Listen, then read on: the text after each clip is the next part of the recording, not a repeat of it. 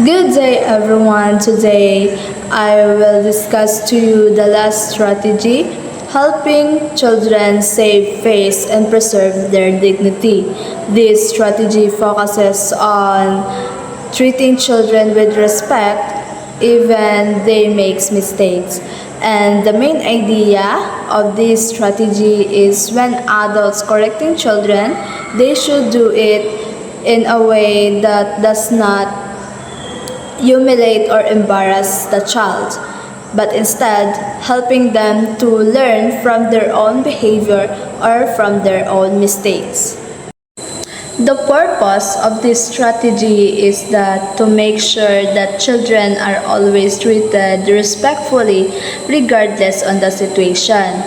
And even if a child does something wrong, the adult should correct them in a calm, kind and respectful manner so that the child could still feel valued and cared. So, sang una sa aton nga generation or sang gagmay pakitaya, like makasala lang tagani ginabakol na tadayon without asking or wala ta na ginapamangkot sang aton ginikanan nga kung ano ang ginhimo ta nga nag-amo ta na nga ginhimo ta na rekta ta dayon bakol. So in this strategy, positive strategy, we can apply this sa aton nga future if maging iloy kag amay na kita.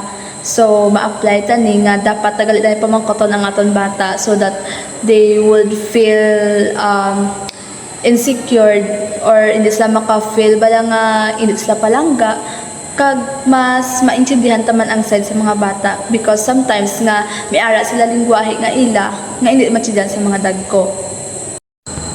There are several ways to apply this strategy. First is to show respect for children by taking their perspective. Second is once the positive discipline strategy finish, let the mistakes become history and let the child to get along with the things. Then third is to not flaunt your power. Fourth is to end the interaction quickly, simply, and gracefully. And the last is, the fifth one is help the child deal with the root of the upset. So first, let's tackle the first one. Show respect show respect to the child by taking their perspective. So as an adult, our responsibility nga iasta danay ang bata kung ano ang rason nga anahimo niya na kag anong rason nga anatabo na. Hindi dayon mag-conclude nga sala niya. It because sometimes misunderstood taman ang ilang nga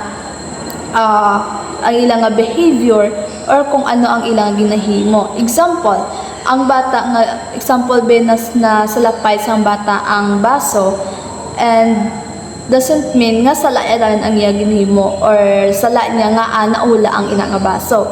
We should ask danay sa bata kung ano ang natabo nga naula na kag okay lang next time nang it's better nga hambalan mo siya nga next time let nang be careful lang nga hindi na maulit nga hindi na maula. So that's the first one. We should respect them by taking their perspective, pamatian ta danay kung ano ang ilang nga rason. Then second one is once the positive discipline strategy done or finished, hindi na natin dapat pagsulit-suliton pa.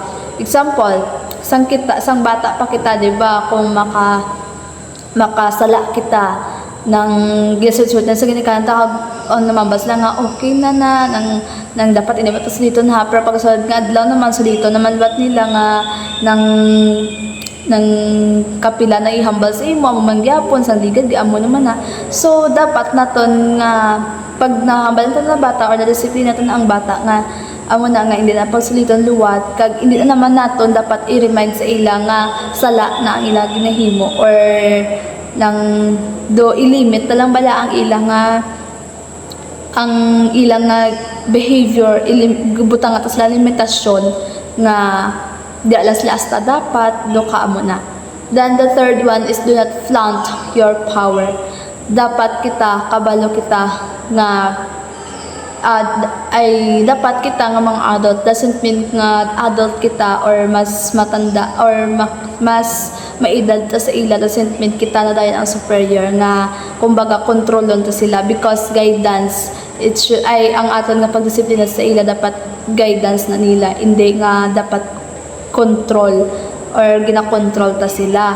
So hindi ta dapat maghambal nga amo ni himuon mo tungod nga mas nakabalo ko kay ako ang mas matanda sa aton, amo na. So dapat babayaan ta sila kay because as the time goes by mas maka-learn man sila kag may development man sila or naga-develop sila.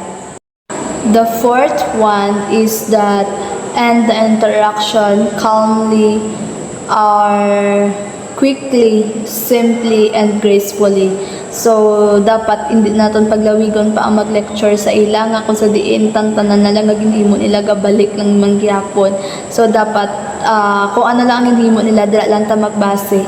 Kag syempre nang ma-feel man sa bata nga ay palangga kagali or palangga kagali or palangga tagali sila tungod nga ginadagaan ta sila sang disiplina sila in a right way. Hindi nga naula lang sa bata ang baso nga may tubig tapos ang imo yung ginawakal sa ila or laygay sa iya labot na sa ginggubay ang mga tarak-tarak niya, ang mga toys niya. Kumbaga nang dapat kita simplihon ta lang ang aton nga pag alas ila nga pag disiplina. Kung sa diin hindi ta pag ilat ang aton nga anger or ang aton nga emotions nga magdaog. Kaya kung sa diin nga kung magdaog aton emotions, may posibilidad nga out of context na ta. Umana siya. Then the last one, the fifth one is help the child deal with the root of the upset. So find the reason behind those behavior. So kumbaga pangitaon ta kung ano ang ginhalinan nga nag-amo na siya, nga naula nito ang baso, anong nahilinan bilang nga naula sa baso, naula ito ang baso because nasalapan niya, because na wala ay nakita or hindi yaman hungod nga naula niya to.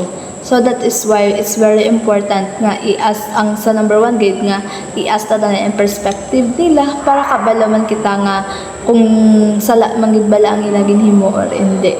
Kay syempre or kita man mismo balahaw like gaka-feel man naton kay sa atong mga ginikanan nga hindi gusto sa mga ginikanan naton nga may sala sila, gusto nila insakto lang sila pero hindi nagali insakto or hindi siya gali positive para sa mga bata nga kung sa diin nga gina-control mo. So that is very important kako sa diin nga need naton pamatian ang mga sides sang mga bata or pamati soon maging maging nanay or maging tatay.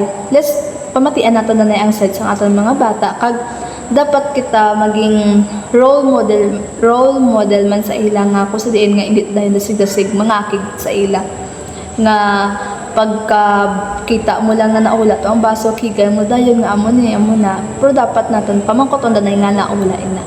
So ang ina nga small action and interaction kag ang ina nga small nga pag-insindi mo sa ila dako na nga impact sa ila nga growth man kag sa ila development.